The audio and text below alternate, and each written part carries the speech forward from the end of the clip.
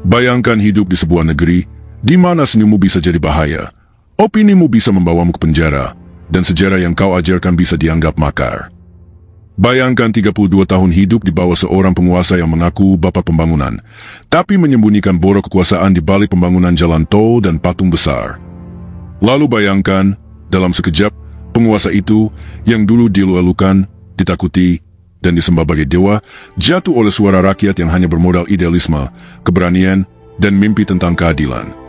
Inilah kisah tentang bagaimana seorang jenderal yang naik dengan darah, akhirnya turun dengan malu. Bukan karena musuh, tapi karena sejarah menuntut ganti.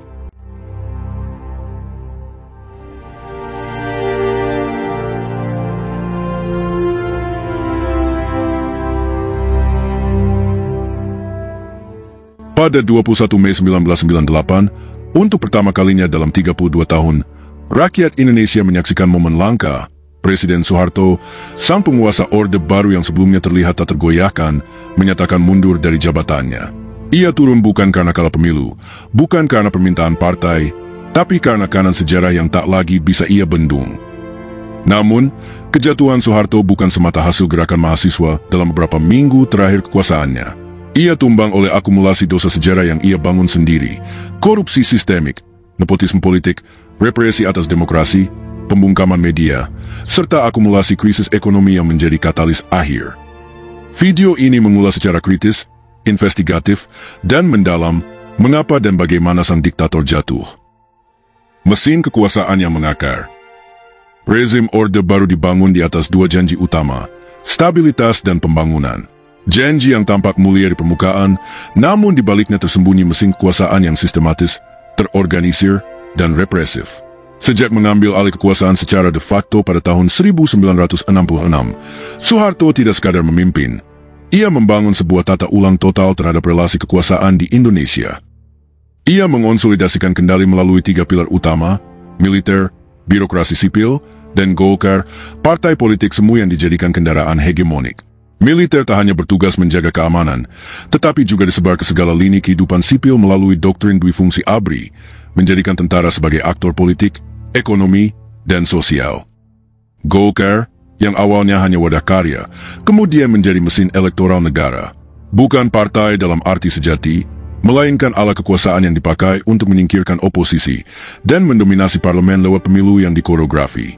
Sementara itu, birokrasi sipil dijadikan alat pelaksana tanpa daya kritis, pegawai negeri wajib mendukung Golkar, dan aparat desa hingga gubernur diarahkan menjadi perpanjangan tangan kekuasaan pusat. Pemilu 5 tahunan tak lebih dari teater demokrasi. Hasilnya sudah bisa ditebak sejak awal, Golkar menang, P3 dan PD cukup diberi ruang sebagai ornamen pluralitas. Kandidat presiden, hanya satu, Soeharto. Pers dijinakkan lewat Departemen Penerangan. Izin terbit bisa dicabut kapan saja. Surat kabar seperti Tempo, Editor, dan Detik menjadi korban pemberedelan karena terlalu kritis. Jurnalis bekerja dalam ketakutan, dan sensor tak selalu dilakukan dengan terang-terangan, tapi melalui pembiasaan otosensor, di mana wartawan tahu mana batas yang tak boleh dilanggar. Informasi dibentuk seperti iklan, semua tampak harmonis, tertib, penuh pembangunan.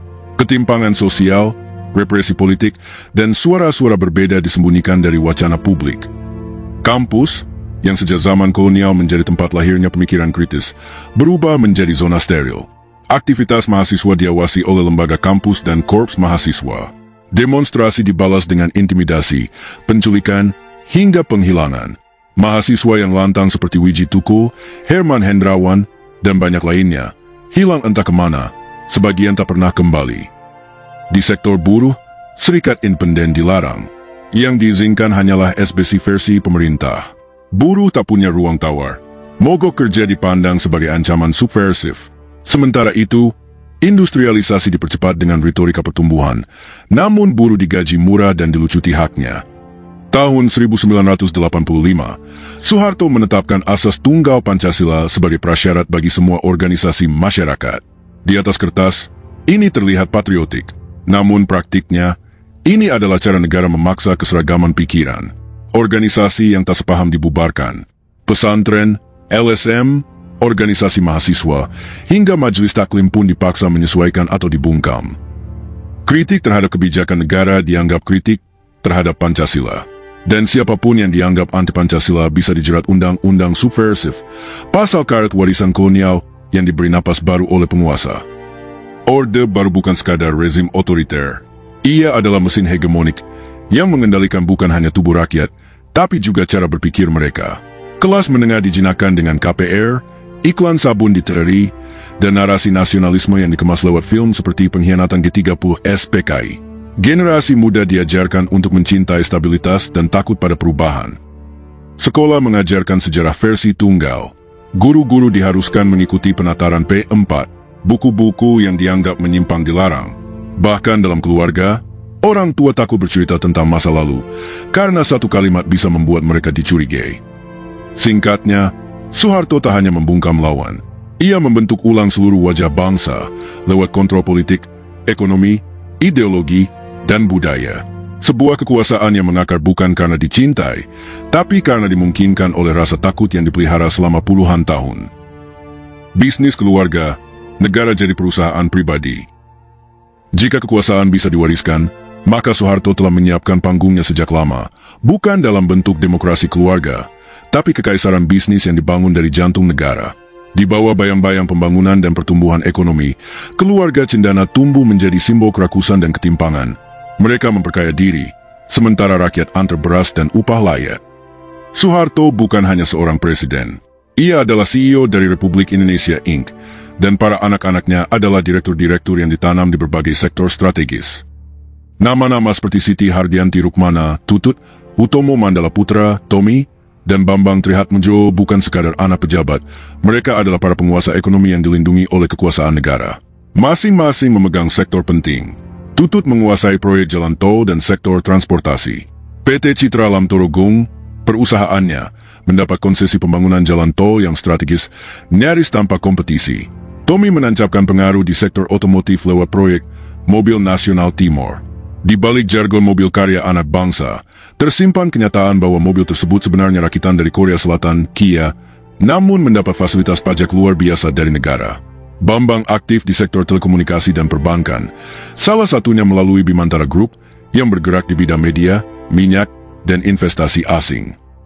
Tak hanya mereka, para ipar, menantu, dan kroni bisnis pun ikut mendapat porsi, dari kontrak alat militer, penunjukan langsung proyek infrastruktur, hingga monopoli distribusi bahan pokok.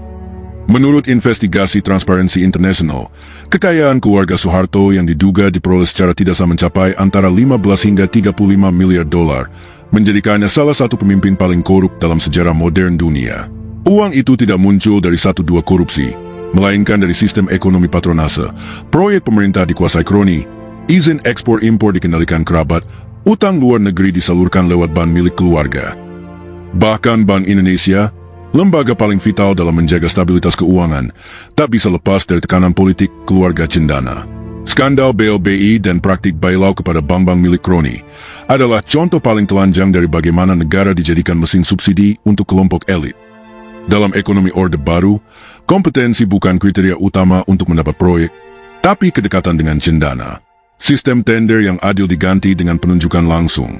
Hukum dan peraturan bisa ditekuk, asal ada restu dari atas. Kolusi merambah semua lini, dari hulu hingga hilir. Pengusaha yang ingin bertahan harus setor ke elit politik. Pejabat yang ingin naik jabatan harus menunjukkan loyalitas, bukan pada rakyat, tapi pada kekuasaan pusat. Akibatnya, pengusaha kecil dan menengah tak punya ruang tumbuh, dan investasi yang sehat disingkirkan oleh praktik rente. Sementara segelintir orang menikmati kekayaan luar biasa, jutaan rakyat hidup dalam jebakan kemiskinan. Gaji buruh stagnan, harga bahan pokok terus naik, dan akses terhadap pendidikan serta kesehatan masih sangat timpang. Yang menyakitkan, banyak program pembangunan yang sebenarnya justru memperparah ketimpangan. Ketika negara dijalankan seperti perusahaan keluarga, maka rakyat tak lebih dari buruh tanpa suara.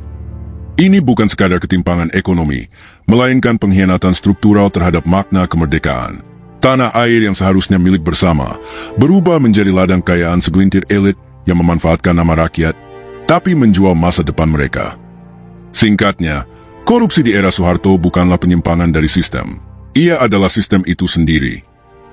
Krisis ekonomi dan patah arang legitimasi. Krisis moneter tahun 1997-1998 bukan hanya persoalan angka. Ia adalah momen di mana mitos stabilitas Orde Baru retak dan rakyat sadar bahwa kekuasaan yang terlihat kokoh ternyata disangga oleh ilusi. Semuanya bermula dari kejatuhan mata uang Baht Thailand pada Juli 1997. Efeknya menyebar cepat ke seluruh Asia Tenggara, termasuk Indonesia. Investor panik, pasar modal goyah. Namun yang membedakan Indonesia dari negara tetangga adalah satu hal. Kekacauan ekonomi di sini tidak berdiri sendiri. Ia bertumpuk di atas fondasi kekuasaan yang korup dan tidak transparan. Sebelum krisis, nilai tukar rupiah stabil di angka sekitar Rp2.000 per dolar AS. Namun dalam hitungan bulan, ia jatuh bebas hingga Rp17.000. Ini bukan sekadar statistik, harga beras naik 2 hingga 3 kali lipat, minyak goreng lenyap dari rak pasar, dan antrean panjang terlihat di SPBU dan toko sembako. Upah buruh tak naik, PHK massal mulai terjadi. Banyak keluarga kelas menengah kehilangan tabungan dan aset dalam semalam. Mahasiswa kesulitan membayar kuliah. Anak-anak putus sekolah. Rumah tangga yang dulunya bisa mencicil rumah, kini harus memilih antara makan atau membayar listrik. Inflasi mencapai lebih dari 70% dalam 1 tahun. Angka yang dalam istilah ekonomi disebut hiperinflasi ringan. Namun dalam bahasa rakyat berarti, harga berubah setiap minggu, kadang setiap hari. Sistem perbankan kolaps. Pemerintah terpaksa menutup lebih dari 16 bank dalam satu gelombang pada akhir tahun 1997. Sebagian besar adalah bank milik pengusaha yang dekat dengan keluarga cendana. Banyak bank sebenarnya tak memenuhi syarat kesehatan keuangan, namun tetap dibiarkan tumbuh selama bertahun-tahun karena koneksi politik. Tabungan rakyat lenyap, UMKM kesulitan mendapat modal, bisnis kecil tutup. Dalam banyak kasus, para pengusaha besar yang gagal justru mendapat perlindungan dari negara, sementara rakyat kecil dibiarkan tenggelam. Krisis ini memperlihatkan wajah asli ekonomi Orde Baru, tidak kuat, tidak mandiri, dan sepenuhnya bergantung pada utang, rente, dan permainan elit. Pada saat krisis memuncak, pemerintah Soeharto menerima dana talangan dari IMF, International Monetary Fund, senilai lebih dari $40 miliar. Tapi bantuan ini bukan tanpa syarat. IMF menuntut reformasi struktural, penghapusan subsidi, liberalisasi ekonomi, penutupan bank-bank sakit, dan transparansi fiskal. Langkah-langkah ini menimbulkan guncangan sosial yang luar biasa. Subsidi BBM dipotong, harga listrik naik, banyak perusahaan dipaksa tutup, dan ironisnya, para konglomerat kroni Orde Baru yang turut menyebabkan krisis tidak ikut menanggung beban. Alih-alih menjadi solusi, IMF justru menjadi pengingat. Negara telah begitu rapuh, hingga harus menyerahkan kedaulatannya pada lembaga asing untuk sekadar bertahan hidup. Soeharto, yang selama ini dibingkai sebagai bapak pembangunan, kehilangan narasi. Ia tak lagi bisa menyulap angka pertumbuhan untuk membungkam kritik. Statistik makro tak mampu menjawab antrean beras dan gelombang PHK. Rakyat mulai bertanya, untuk siapa pembangunan ini? Siapa yang sebenarnya diselamatkan oleh negara? Pilar legitimasi Orde Baru, stabilitas ekonomi dan pertumbuhan, hancur. Ketika perut rakyat lapar dan masa depan anak-anak terancam, tidak ada jargon trilogi pembangunan yang bisa menyelamatkan kekuasaan. Krisis ekonomi bukan hanya momen kolapsnya rupiah. Ia adalah saat ketika rakyat sadar bahwa mereka telah lama dikorbankan demi menjaga kepentingan elit. Mahasiswa, api dari jalanan. Gerakan mahasiswa di penghujung kekuasaan Soeharto bukan sekadar gelombang unjuk rasa. Ia adalah perlawanan moral, suara nurani, dan manifestasi kemarahan generasi muda terhadap rezim yang terlalu lama berkuasa tanpa koreksi. Ketika ekonomi runtuh, hukum membisu, dan rakyat dibiarkan menderita, mahasiswa tampil sebagai ujung tombak, bukan karena merasa paling mampu, tetapi karena tak ada lagi yang bersuara. Di kampus-kampus seperti Universitas Indonesia, Universitas Gadjah Mada, Institut Teknologi Bandung, Universitas Airlangga, Universitas Diponegoro, hingga perguruan tinggi swasta di berbagai kota, ruang-ruang diskusi mulai mendidih sejak awal tahun 1998. Isinya bukan lagi soal akademik, tapi tentang keadilan, kemiskinan, dan ketimpangan. Aula kampus berubah menjadi posko perlawanan. Poster-poster digantung. Kajian-kajian darurat diselenggarakan. Mereka sadar, diam adalah pengkhianatan terhadap masa depan. Gerakan ini tidak lahir spontan. Ia lahir dari kemarahan yang ditahan bertahun-tahun, dari pendidikan yang membentuk daya kritis, dan dari realitas bahwa generasi tua tampak terlalu takut untuk melawan. Mahasiswa turun ke jalan membawa tuntutan sederhana namun revolusioner. Turunkan Soeharto, adili koruptor, wujudkan reformasi. Istilah reformasi menjadi semacam azimat, disuarakan di spanduk, diteriakkan di jalanan, dan ditulis dalam selebaran bawah tanah. Demonstrasi bukan lagi sekadar ekspresi, tapi bentuk perlawanan terhadap struktur kekuasaan yang membungkam rakyat. Mereka bukan massa anarkis. Mereka datang dengan orasi, puisi, doa bersama, bahkan kadang dengan bunga untuk aparat. Tapi negara tak membalas dengan dialog. Yang datang adalah gas air mata, pentungan, peluru karet, dan dalam beberapa kasus, peluru tajam. 12 Mei 1998 menjadi titik balik yang mengoyak nurani bangsa. Di kampus Universitas Trisakti, Jakarta, mahasiswa menggelar aksi damai menuntut reformasi. Mereka tak bersenjata, hanya bermodal spanduk dan suara. Tapi hari itu, 4 mahasiswa, Elang Mulia Lesmana, Hafidin Royan, Hendriawan C, dan Heri Hartanto, tewas ditembak peluru tajam oleh aparat keamanan. Darah mereka jatuh di aspal Jakarta, dan nyala api yang tadinya hanya berkobar di kampus, meledak menjadi gelombang amarah nasional. Jakarta terbakar, kerusuhan meletus, ribuan toko dan rumah dibakar, ratusan orang tewas, banyak dari mereka warga Tionghoa yang menjadi sasaran amuk massa. Sentimen rasial yang telah lama disimpan dan dibiarkan membusuk oleh rezim, pecah tak terkendali. Dan di tengah kacauan itu, publik bertanya, siapa yang memprovokasi? Siapa yang membiarkan? Siapa yang memanfaatkan? Beberapa laporan investigatif, termasuk dari media internasional dan LSM dalam negeri, menunjukkan bahwa ada unsur kesengajaan dan kelalaian negara dalam membiarkan kerusuhan meluas. Tujuannya, menciptakan kekacauan horizontal agar rakyat takut, dan gerakan mahasiswa bisa didelegitimasi. Strategi lama Orde Baru, alihkan kemarahan vertikal menjadi konflik horizontal. Yang membedakan gerakan mahasiswa tahun 1998 dari banyak gerakan sosial sebelumnya adalah moralitasnya yang kuat. Mereka tak datang membawa agenda pribadi, tidak berniat meraih jabatan, tidak menawarkan partai. Mereka hanya menuntut satu hal, kembalikan Indonesia pada jalur keadilan dan demokrasi. Mereka tidur di gedung DPR, makan seadanya, menahan pukulan dan gas air mata. Beberapa mengalami trauma, beberapa lainnya dihilangkan, dan tak sedikit yang hingga hari ini masih menanggung luka, fisik maupun batin. Namun justru dari luka itulah lahir perubahan sejarah. Gerakan mahasiswa adalah api yang membakar ketakutan massal yang telah dipelihara Orde Baru selama 3 dekade. Mereka membuktikan bahwa sejarah bisa digerakkan oleh sekelompok orang muda yang tidak punya senjata, hanya punya keberanian. Dan hari itu, di tengah tembakan dan teriakan, bangsa ini belajar penguasa bisa jatuh jika rakyat cukup berani untuk berdiri. Militer terbelah, otoritas Soeharto runtuh. Sepanjang 32 tahun berkuasa, militer adalah tameng utama Soeharto. Tapi pada tahun 1998, justru dari dalam tubuh militer dan lingkaran kekuasaan terdekatlah ia mulai ditinggalkan. Bukan rakyat yang pertama menggulingkannya, melainkan mereka yang selama ini membisikkan loyalitas.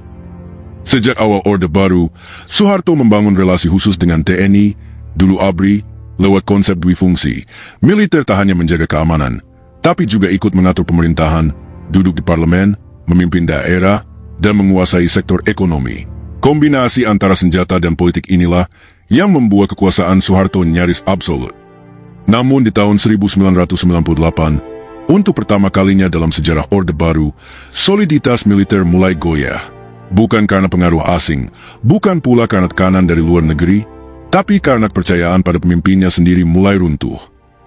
Jenderal Wiranto, sebagai Panglima ABRI saat itu, memegang peran kunci dalam stabilitas nasional.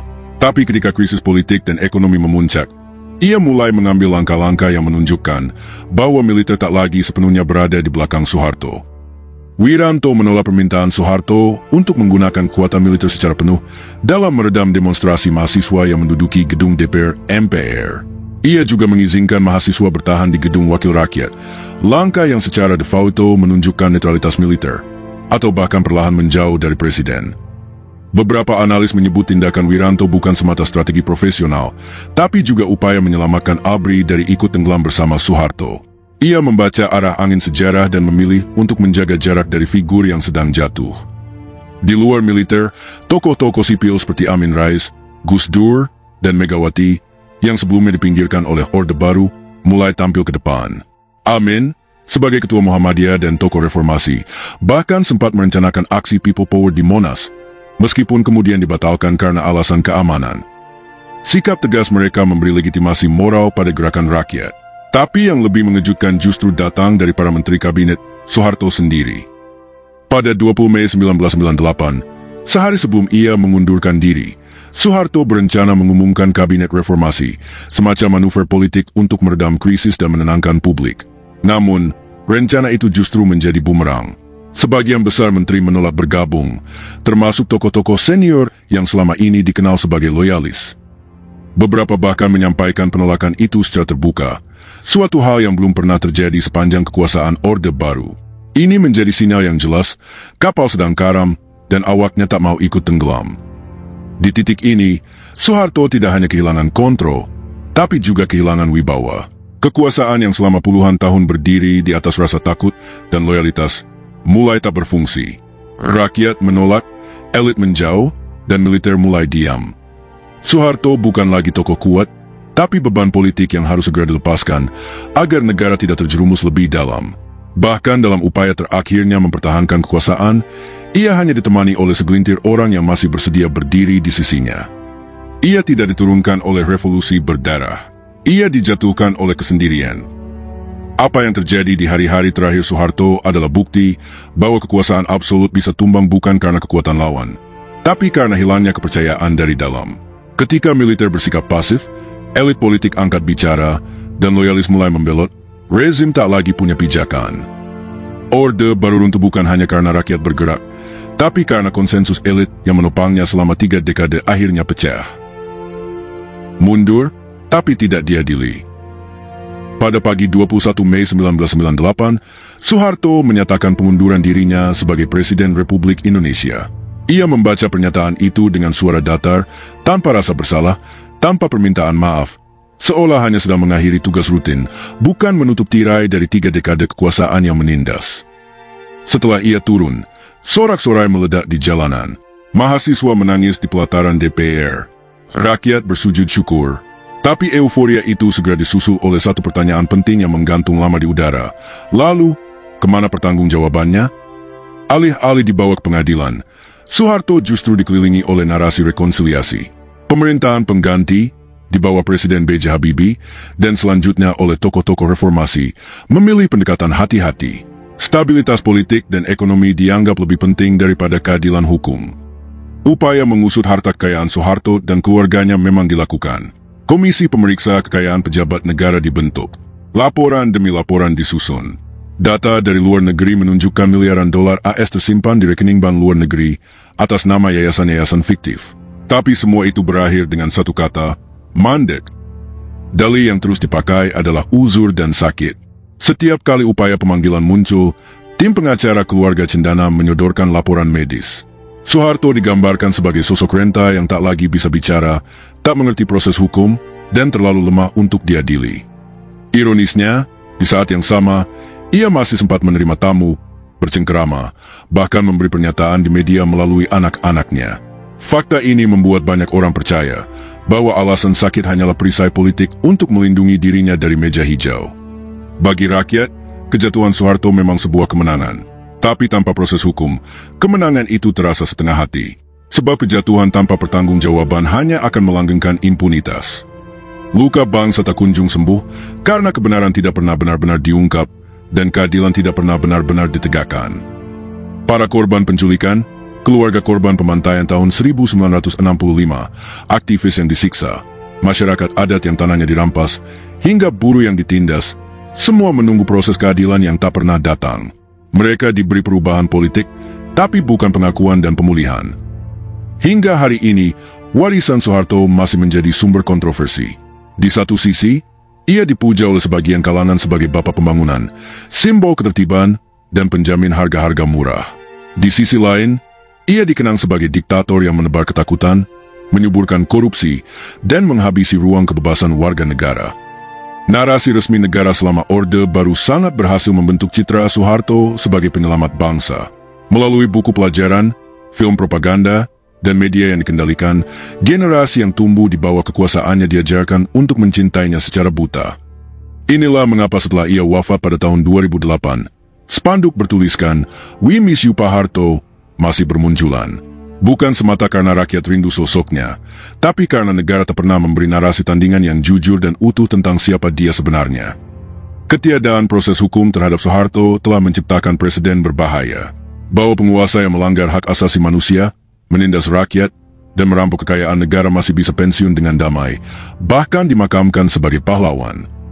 Dan selama keadilan tidak ditegakkan, selama sejarah terus dikaburkan, maka potensi kembalinya tirani akan selalu ada. Sebab pelajaran dari masa lalu bukan untuk disimpan dalam museum, tapi untuk mencegah agar tragedi yang sama tak berulang. Warisan diktator yang masih membayang. Soeharto telah tiada, tapi bayangannya masih hidup dalam birokrasi korup, militer yang terlalu dominan, partai-partai oligarkis, dan sistem hukum yang bisa dibeli. Reformasi belum selesai. Pertanyaannya sekarang, akankah kita kembali pada zaman di mana penguasa dianggap tak tersentuh? Ataukah kita belajar dari sejarah dan menyadari diktator bisa jatuh, tapi hanya jika rakyat berani bersuara? Jika kamu percaya sejarah harus jujur, jika kamu percaya keadilan belum selesai, like, share, dan komentar di bawah. Apa yang paling kamu ingat dari era Orde Baru? Jangan lupa subscribe untuk konten sejarah kritis dan jujur lainnya.